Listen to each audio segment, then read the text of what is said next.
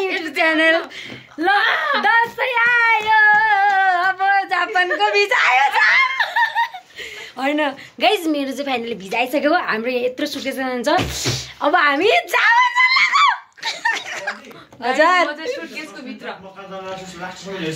ल guys finally हैन म मेरा कान यिनी दुईटा कान हैन भिजा भन्ने सुन्न तरसेको कान हो हैन फाइनली भिजा आयो भाइजा त मेरो खासमा हिजो आएको हैन अनि मेरो इन्टरभ्यू के पनि भएन हैन मैले डकुमेन्टहरु पनि किन रुन ठाउँमा त्यही त अब चाहिँ हाम्रो यहाँ राति भइसक्यो छ भोलि मेरो 4 बजे 4:30 बजे एयरपोर्ट पुगिसक्नु पर्ने छ भोलि 4:30 बजे भने 4:30 बजेको फ्लाइट छ मेरो हैन यो ल सुटकेस खोलौँ त अब ल हाम्रो प्याकिङ स्टार्ट हुन्छ त सामान मैले यति धेरै किनेछु है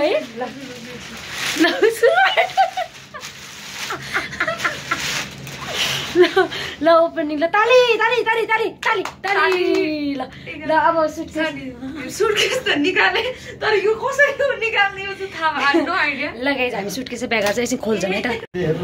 ल गाइस खोल्ने प्रक्रिया हेर्न पर्छ यहाँ हाम्रो प्याकिङ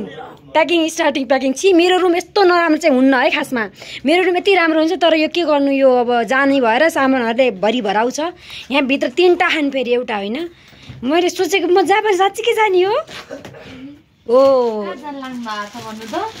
यस भित्र पनि छ एउटा ल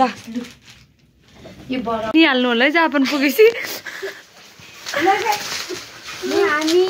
खोल्ने कार्यक्रम गर्छ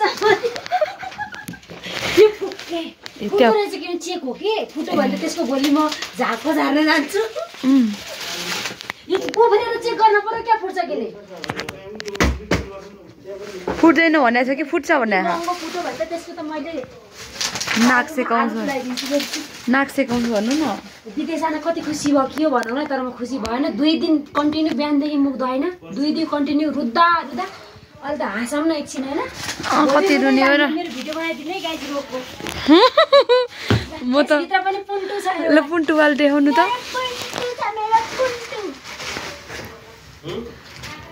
कहाँबाट यार यो दिदी कतै सुटकेस खोल्न नजान्ने विदेश जान्न सुटकेस खोलेर देख जिन्दगी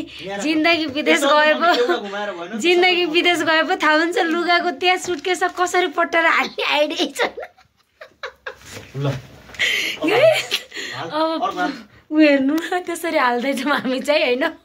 त्यो अब लुगाहरू चाहिँ यो सुटकेस हेर्दा ठुलो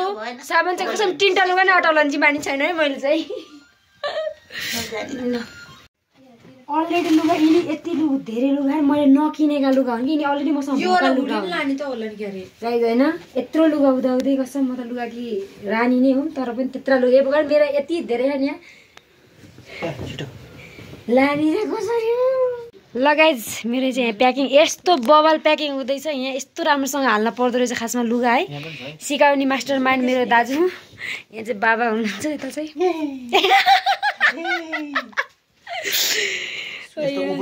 के पनि भने सिकाइदिनु न यी दुईटा यहाँ दबाउने यारी यहाँ बटन छ बटन यस्तै तान्ने फेरि मलाई उ भन्ला नि यार मलाई नराम्रो भन्ला तान्ने यसै तान्ने अनि यसलाई यता फर्काउने यसरी दुईटा आफूतिर फर्काउने हैन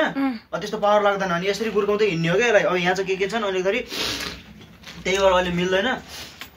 नत्र म चाहिँ मिल्छ ल त्यही हो ओके ल गुर्काउने दुईटालाई यसरी समात्ने यता च्याउरी यसरी समात्ने दुईटा अनि मैले एउटा कुरा तँलाई भनेको के थाहा छ तैँले कपडाको ह्यान्ड क्यारी भयो भने के हुन्छ भने यता हेर यहाँ भित्र त्यो हालेर यहाँ राख्न मिल्छ क्या कपडाको ह्यान्ड क्यारी अनि यसरी हिँडाउन मिल्छ क्या तैँले मजाले सरले कपडाको ह्यान्ड क्यारी त भन्दै हुनुहुन्थ्यो मलाई कपडाको ह्यान्ड क्यारी लैजा hello guys good morning everyone मेरो घाँटी सुकेर हिजो हामीले त्यत्रो विधि लाएर प्याक गऱ्यौँ सामान होइन आज चाहिँ जम्मै निकाल्ने कार्यक्रम भइरहेको छ तपाईँले सोच्नु प्लेन क्यान्सल होइन यो क्यान्सल चाहिँ सुटकेस क्यान्सल सुटकेस साह्रै सानो भयो कति धेरैजनाले प्लिज त्यो 3 पिस सेटवाला सुटकेस हुन्छ नि त्यो 3 पिस वाला सुटकेस कहिले नकिन्नु होला त्यसमा सामानै नअट्ने के अनि यो सानोलाई रिटर्न गरेर हामीले ठुलो ल्याउनलाई हजुर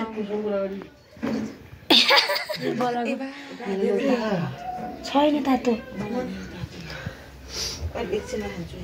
मेरो आवाज किन सुक्यो म त्यही त म भन्न लाग्छु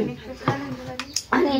यो क्यान्सल गरेर फेरि ठुलो चाहिँ मगाउने भनेर ठुलोमा अटाउँछ नि त लुगाहरू भने खानेकुराहरू अटेन के त्यही भएर कसैले पनि त्यो 3 पिसवाला नकिन्नु होला 2टा ठुलो ठुलो अनि एउटा ह्यान्ड क्यारी किन्नु होला मैले अहिले पस्ताएर आजको फ्लाइट चाहिँ आज यस्तो गति छ मेरो हेर्नु है त यहाँ घर उठेर 5-6 बजे ल गाइस फाइनल्ली हाम्रो प्याकिङ स्याकिङ सब सकेर 3 दिनदेखि म आज सुते भर्खर अब एकछिनमा फेरि रेडी भएर जानु छ मेरो गति यहाँ अब जाने छोरी जाने भएर यस्तो खुट्टा मालिस हुँदैछ होइन म जाने भनेर मसाज डर हुँदैछ डर हो अब त्यो लाने हो कि बाबा त्यही राखिदिनु त्यो हातमा बोकेर जाने यो ब्यागमा टिकटहरू त्यही छ सबै म हाँसी चाहिँ रोइ छैन फेरि अब ल फाइनल्ली रेडी भयो अब एयरपोर्टको लागि ल हाम्रो मेरो बाँकी चाहिँ 2-3टा छन् लगेज तर मलाई 100मा 200% थाहा छ त्यो लगेजबाट लुगा निकाल्न पर्ने हो एयरपोर्ट पुगेर तर मलाई यति आश चाहिँ बचेछ कि त्यो निकाल्न नपरोस् आफूलाई मन परेका लुगा कति धेरै लानै पाइनँ अब केही छैन इट्स ओके होइन गाइस अब ठिक छ गाह्रो भयो मलाई अब जान्छौँ हामी होइन अब म बाटोमा सरर यहाँ टिका लाने कार्यक्रम जारी हुँदैछ मम्मी यो सेतै नहोस् राम्रो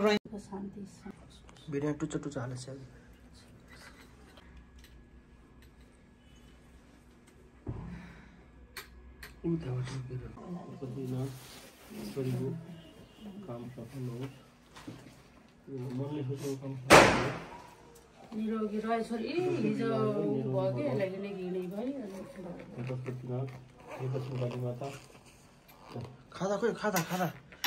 खादा दिनु न मम्मी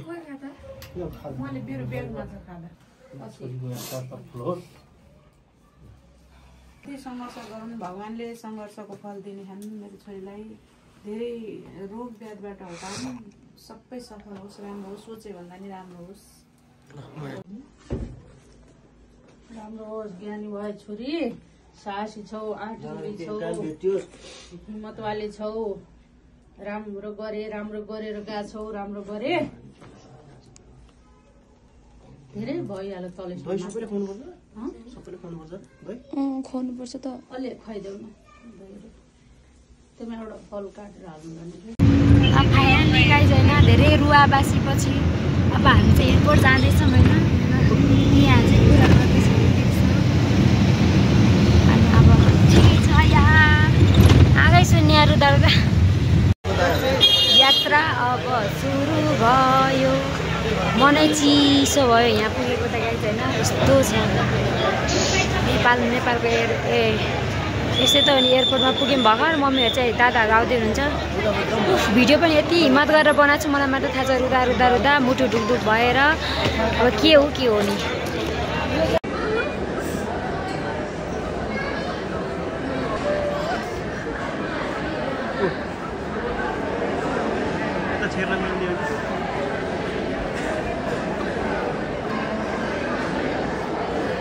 मैले खिचिरहेको छु त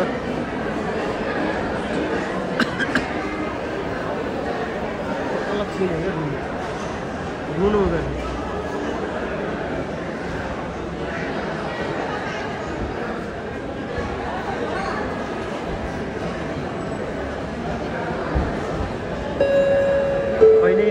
थाई एयर एसियाको उडान यमनी 183बाट ब्याङ्कक जानुपर्ने यात्रु महानुभावहरू गेट नम्बर 6बाट विमानतल प्रस्थान गर्नुहोला। थाई एयर एसियाको उडान यमनी 183बाट ब्याङ्कक जानुपर्ने यात्रु महानुभावहरू गेट नम्बर 6बाट विमानतल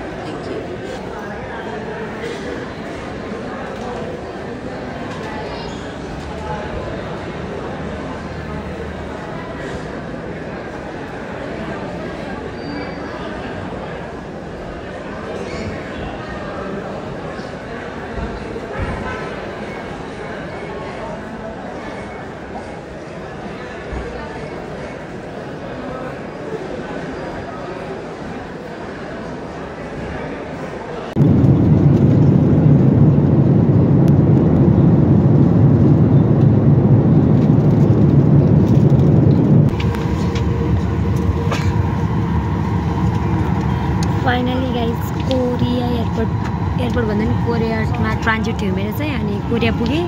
अब यो यहाँबाट लगभग 1-1.5 घन्टामा चाहिँ म जापान पुग्छु होला होइन तर यहाँ नेपाली म मात्रै छु क्या एक्लै म जाने ठाउँमा म मात्रै छु कि नेपाली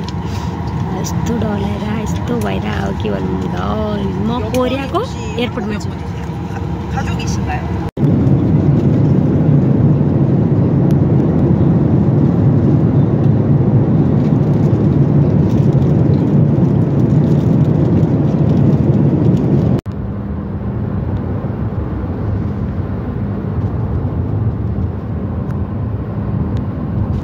फाइनली जापान म साँच्चै जापान पुगेको हो त गाइस होइन म फाइनली पुगिसकेँ होइन पुगेको त अघि नै हो झन् घाँटी सुकेको कस्तो चिसो छ नुहाएर